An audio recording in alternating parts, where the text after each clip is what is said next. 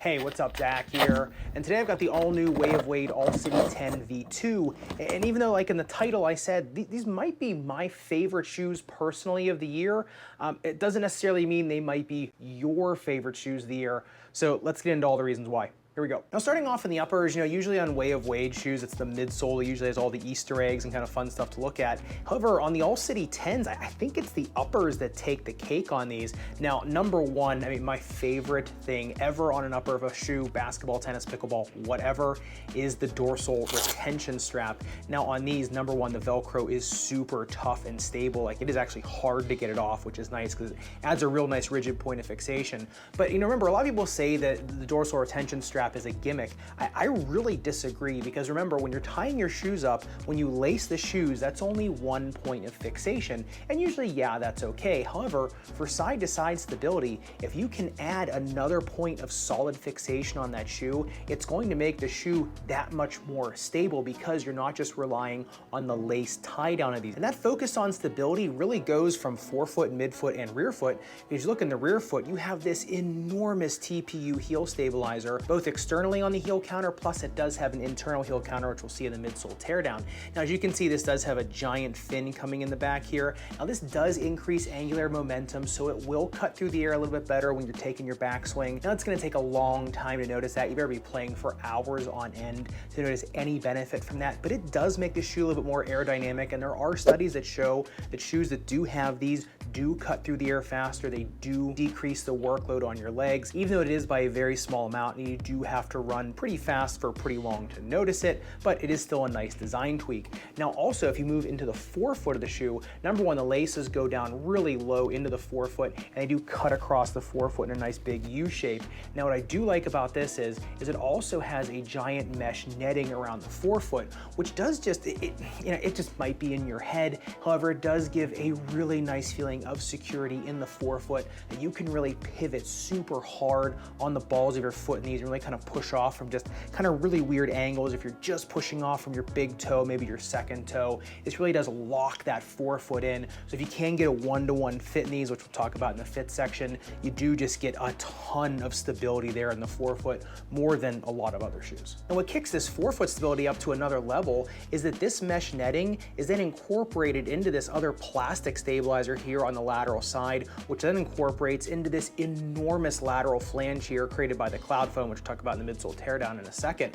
However, this whole thing just kind of all encapsulates your forefoot and then kind of the distal part of that midfoot, which all together combines to make these shoes just the ultimate shoe for pivoting power. But if you look at them on the upper durability test, the Dremel 10 seconds highest grit sandpaper, there is a ton of outsole tread that comes up over the uppers of the shoe. So if you're not an extreme dragger, it's not a big deal. However, the Dremel just rips right through that mesh netting. So you do have two layers up there. However, if you are an extreme toe dragger, you are going to start to rip through that netting pretty quick if you don't kind of keep it on the outsole tread. But getting into the midsole teardown, this is just a super intuitive use of foams and plastics. If you look here, you get a double shank on these, which I love. Number one, you get a really rigid TPU shank here right under the arch of your foot, and then you also get a much more flexible shank on the bottom, which is outsole loaded. And sandwiched in between those is that thermoplastic boom foam, which is kind of like a Pebex foam, which is an eTPU based foam. However, it does have a little bit more nitrogen injected into there, so it does give a little more pop as well.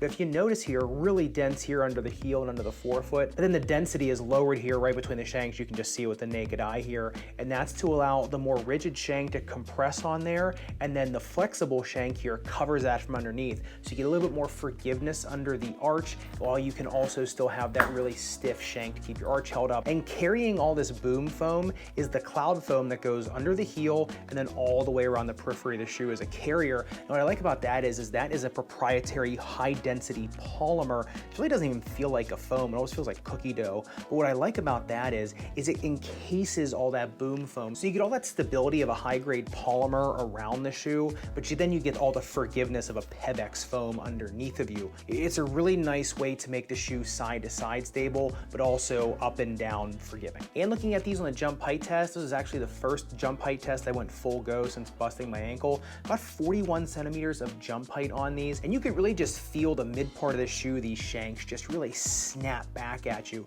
The shoe doesn't feel ultra bouncy when you're kind of on them when you're running around. It just feels really stable and side to side stable. But when you're jumping just on one limb or kind of doing that jump height test, you really can feel the shoe kind of kicking back at you when you put a lot of energy into it. It's just a really interesting feeling on them because they feel different when you put different types of energy into them. And speaking of all that support in the midsole, that brings me to today's sponsor, which is PowerStep. And if you've heard me in previous videos talk about PowerStep, you'll know that they are my absolute favorite orthotics for maximum arch support. So if you're out playing in a shoe that doesn't have some of the arch support like the All City 10 does, you can still get that really nice arch contour, which is throwing a pair of the PowerSteps in, which give you the arch support of a custom orthotic in obviously an over-the-counter price. And that's just because the arch on these is so broad and wide, but also so deep in the heel cup. So when you throw a pair of these in your shoes, it's not just like some arch supports, they just got this little hump up right here in the middle, so it feels like something stabbing your arch. These give contour all the way from the heel and the junction of the heel and the arch, all the way to where the arch runs out here between the junction and the mid and forefoot. And so if you do want to pick up a pair of the PowerSteps, remember they do come in a low arch, mid, and high arch version for maximum kind of customization. I will throw a link down in the description below. I also have a discount code, so make sure you check that out. And back to the All City 10 V2s. And getting into the outsole tread, this is a true pattern. It's a red cross pattern, but if you notice around the red crosses, it also goes into a herringbone pattern around the crosses. And what I like about that is you're able to get a full length tread pattern on these, as well as herringbone, but also a ton of surface area contact. So I noticed when I used these, even on an outdoor court, and it was really darn cold when I was playing on them, it didn't really require any warming to still grab a lot of traction. Now on an indoor court, these aren't like super squeaky, stop on a dime. They're a little bit more forgiving, but once that rubber does warm up on an indoor hardwood court, then you do start to get some really good kind of stop on a dime traction. However, I just found even being on a super cold outdoor court, still being able to really cut and pivot and turn, it really is a testament to how good full length continuous tread patterns can be. And if you look at it on the outsole durability test, the Dremel 10 seconds high grit sandpaper, I mean, not even a millimeter of damage on these, about a 3mm tread depth. So I mean, durability wise on an outdoor court, these are gonna be fine. Indoor court, obviously fine too. So you're looking for a super durable outsole shoe on an outdoor court, look no further. And looking at the performance of that outsole tread on the Shuttle Test, well, once again, this was the first time I really went full go on that since busting my ankle. It still came in at 14.76 seconds around, which I was pretty happy with coming in sub 15 considering I haven't done it in 4 weeks. The court was super cold and I just really wasn't, super confident in my movement yet.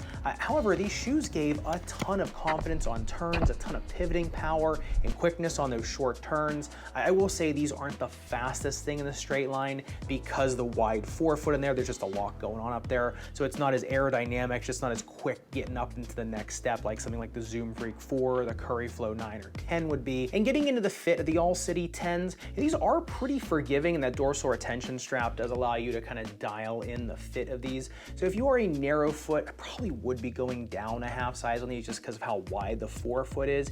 A medium foot, I think you can still go true to size. You can go down a half if you want like a real performance fit, and a 2E, I think you can go true to size. 4E, probably up 1/2 is just fine. On these, you probably do want to go really 1-to-1 to get that real performance fit, to get the most out of the forefoot, the pivoting power on these. And some more than some other shoes that are out there right now, you really got to pay attention to getting 1-to-1 on these. But by far the best part of these is their stability. If you are somebody with more of ankle spraining concerns, i.e. me, do not want to re-sprain my ankle right now, their side-to-side stability is just unmatched. Plus their really rigid combo external and internal heel counter. These shoes just really don't go anywhere. Plus the dorsal retention strap keeps you really locked into these. And getting into the playability of the All Cities, even though they do have a nice little launch to them, I do think they are much better for a ground assault, because when you are moving really fast on these and pivoting side to side, the shoe just does a lot better on the ground. Yes, from static stance, just from standing and jumping, they do really well. However, when you start kind of moving around really quick and fast on them, because the forefoot is really wide, they aren't the most most nimble shoe to get off the ground really quick, like the Curry 10s would be. They are really good for an aerial assault. You just have to be in the right position on them. Like I said though, if you are trying to make really quick moves, if you are trying to really hold your ground and you're someone that plays ultra aggressively, especially on an outdoor court, and is someone that needs to have the ultimate pivoting power to get yourself out of some pretty hairy situations, because these do feel like they're a really low to the ground shoe. It really gives a lot of tactile feel. But I mean, look at the measurements of the midsole. I mean, there's enough foam underneath of you for sure. So it's definitely, you know, you're allowed to kind of feel the ground on these, but you're also getting a ton of forgiveness, and these shoes aren't going to crater out on you really quick either. So like I said, for someone that needs a shoe and have the ultimate confidence in your movement, or to get yourself out of a crowd or just really hold your ground against somebody, then these are definitely shoe of the year. And for me, in terms of stability and just in terms of recommending shoes for people that need all that stability, like I said, my personal favorite of the year by far. Like I said, it might not be the best for you, but I don't think you can deny the engineering that went into these and just the thought that went into these as well. But of course, I'd love to hear your opinion. You're looking for a shoe with this kind of profile, or are you going for something a little bit different, more in the kind of like the straight line speed focus category, or more of the maximalist category? Let me know in the comments down below. And if you want to see the other sibling to the Way of Wade All City 10 V2, the Way of Wade 10, make sure you click into this video up above and subscribe down below. Yes, this is a new studio, and yes, it is going to change a lot in the next few weeks. Reflector, rubber, and foam. I'll see you in the next one.